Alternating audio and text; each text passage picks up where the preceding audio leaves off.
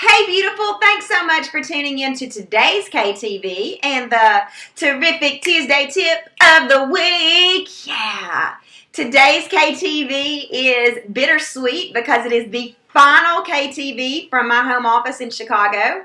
Most of y'all know that I'm relocating with my family to Arkansas. No, I'm not from Arkansas. Actually, my first visit to Arkansas was about 2 weeks ago, where my husband and I spent the week with our fabulous real estate agent, Marcus Necessary. He wanted a shout out on KTV. So, what's up, Marcus?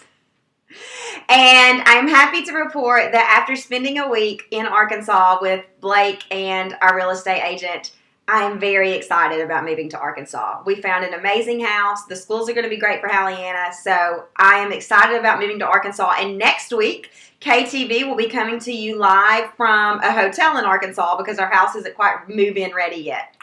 So changes are just coming at us right and left around here.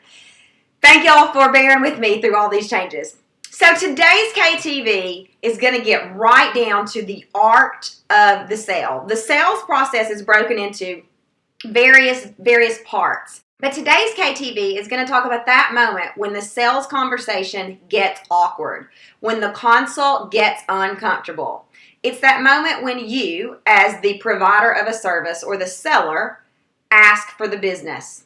It is called, dun, dun, dun, dun, wait for it, the close. Again, it's that moment when you ask for the business. I know that a couple of things happen when it gets to this awkward time in the sales conversation. Number one, a perfectly confident, capable person like yourself can turn into a babbling ditz because we're so worried about offending someone, people not liking us, about being pushy, being like a bulldozer, and so you just dance all around the close.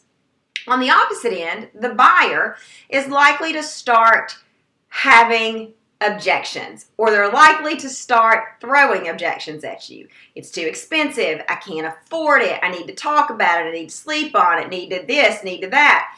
And it's like you're playing this uncomfortable game of dodgeball. Buyers throwing out objections and you're trying not to make anybody mad and nothing gets accomplished there. That's not good for the buyer. It's not good for you.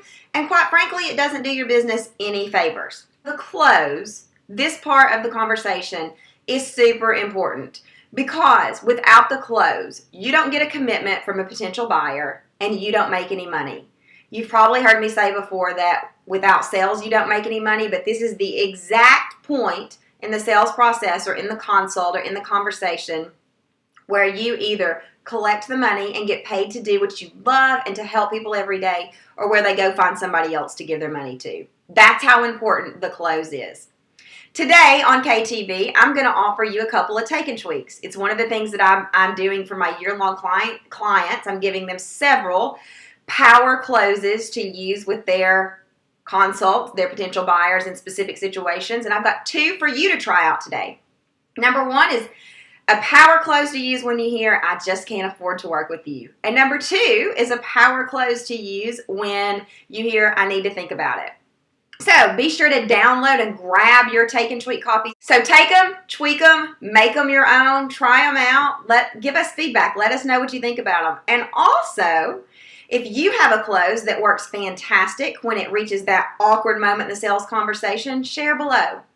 Thank y'all so much for being here, and I will see you next week from Arkansas for the terrific Tuesday tip of the week. Have a wonderful week, and I just want you to know, as cheesy as it sounds, I believe in you and I believe in your dream. Bye!